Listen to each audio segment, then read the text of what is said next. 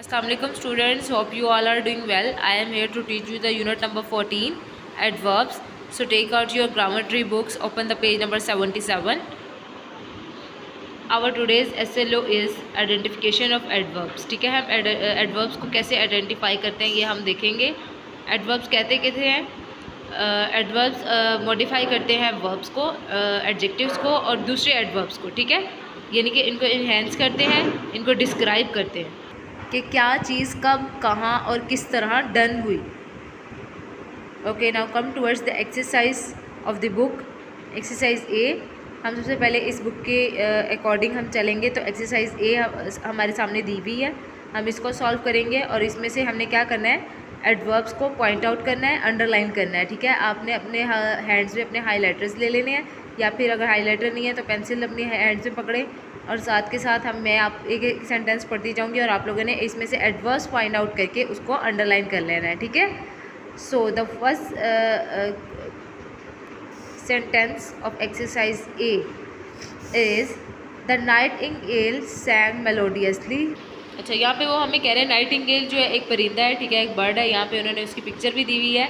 अच्छा, अब वो कह रहे हैं नाइटिंगेल जो है गाती थी मेलोडियसली, बड़ा सुरीला गाती थी. ठीक है, अब यहाँ पे देखें, अब इस सेंटेंस में जो हमारे पास वर्ब है वो है, वर्ब हमारे पास है जी सैंग. ठीक है, गाना. ठीक है, सैंग जो है सिंग की सेकंड फॉर्म है. अब इसी वर्ब को जो मॉडिफाई किया हुआ है, आगे उन्होंने एक वर्ड दे दिया है मेलोडियसली. ठीक है, कैसा गाती थी, मेलोडियसली गाती थी, सुरीली अंदाज में गाती थी. ठीक है, सुरीला गाती थी. तो अब इस सेंटेंस में जो हमारे पास एडवर्ब है वो है मेलोडियसली.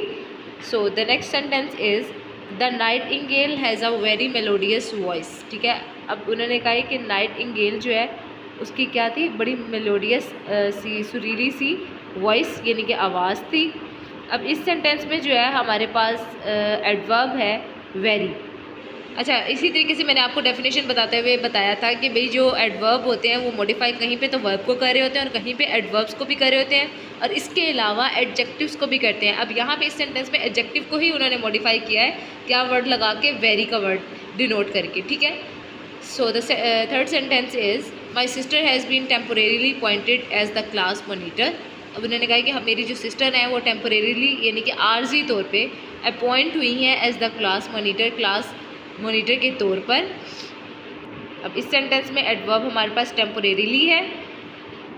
अच्छा, एडवर्ब्स की एक और पहचान भी है. एक और पहचान ये है कि इनके लास्ट में मोस्ट ऑफ द एडवर्ब्स इस तरह के होते हैं, मोस्टली उनमें ly लास्ट में यूज़ किया जाता है. जैसा ब्राइट है तो ब्राइटली. ठीक है, इसी तरह से हैप्पी है तो हैप्पीली, सैड है तो सैडली, नीट है तो नीटली.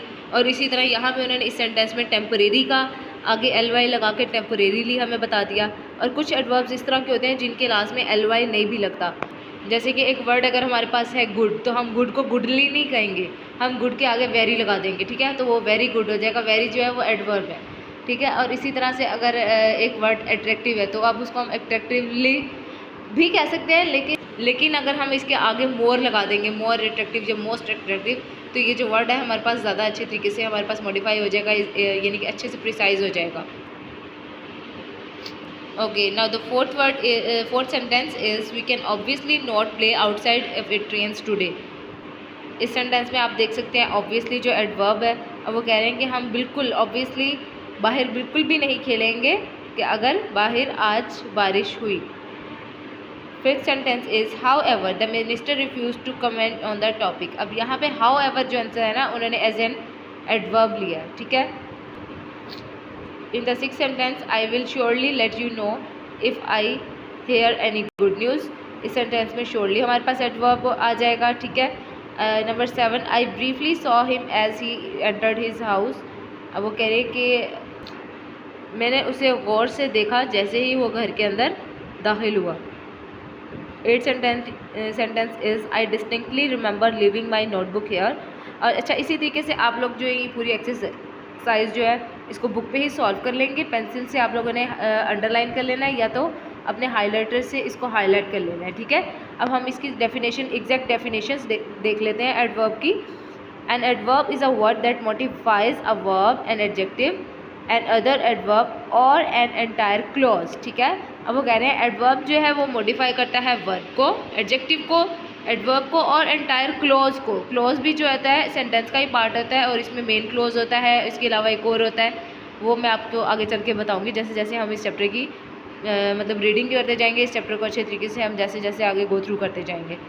अब यहाँ पे साथ ही उन्होंने कुछ एग्जांपल्स भी दी हुई हैं जिसमें आपको क्लियरली पता चल जाएगा कि एडवर्ब्स कहाँ पे और किस तरह किसके साथ लगाए जाते हैं, जिस तरह कि मैंने इस एक्सरसाइज में आप लोगों को कुछ बता दिया। बाकी एक्सरसाइज आप लोगों ने एज एन होमवर्क सॉल्व करनी है, ठीक है। एज अ होमवर्क आप लोगों ने इस तरह सॉल्व करना है कि इसको बुक पे ही आप लोगों ने इसको अंडरलाइन कर लेना है, अपनी पेंसिल से या हाईलाइटर से मार्क कर लेना है, ठीक है।